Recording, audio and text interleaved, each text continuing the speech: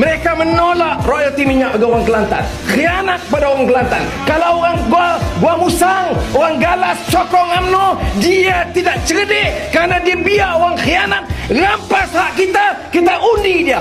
Bodoh namanya. Kita berpendapat Akta Petroleum cukup jelas menetapkan bayaran tunai kepada kerajaan-kerajaan negeri seperti mana yang diluluskan untuk Sabah Sarawak sekarang ini, tetapi dinafikan hak kepada Kelantan.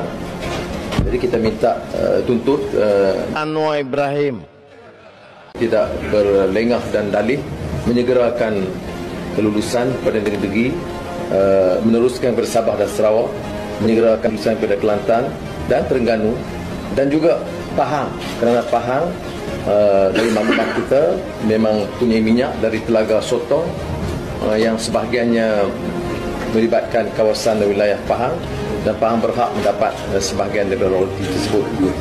Sebab itu PMX pernah sebut nak bayar gaji pun minta dengan saya. Sebenarnya yang diminta tu bukan duit Perdana Menteri, dia adalah duit daripada hasil petroleum kita.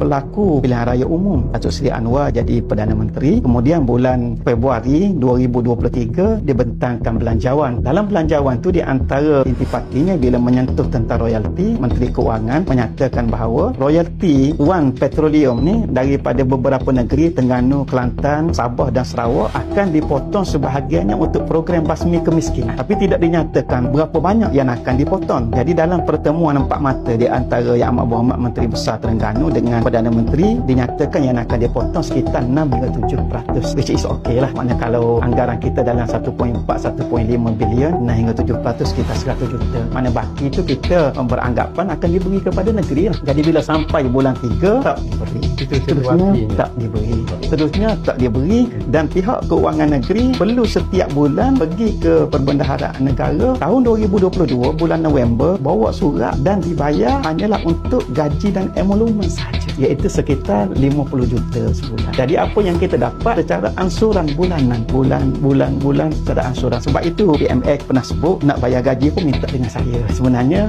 yang diminta tu bukan duit Perdana Menteri, dia adalah duit daripada hasil petroleum kita. Dan ada ketikanya diluluskan dengan bersyarat. Contohnya kerajaan negeri mohon untuk bayar bonus kepada kaki tangan awam. Diluluskan tapi dinyatakan syarat mestilah diisytiharkan bahawa bonus ini dibayar dengan dana kerajaan persekutuan. Sedangkan tajuk surat itu sebenarnya baki wang tunai petroleum, dan berterusan sehingga sekarang ni.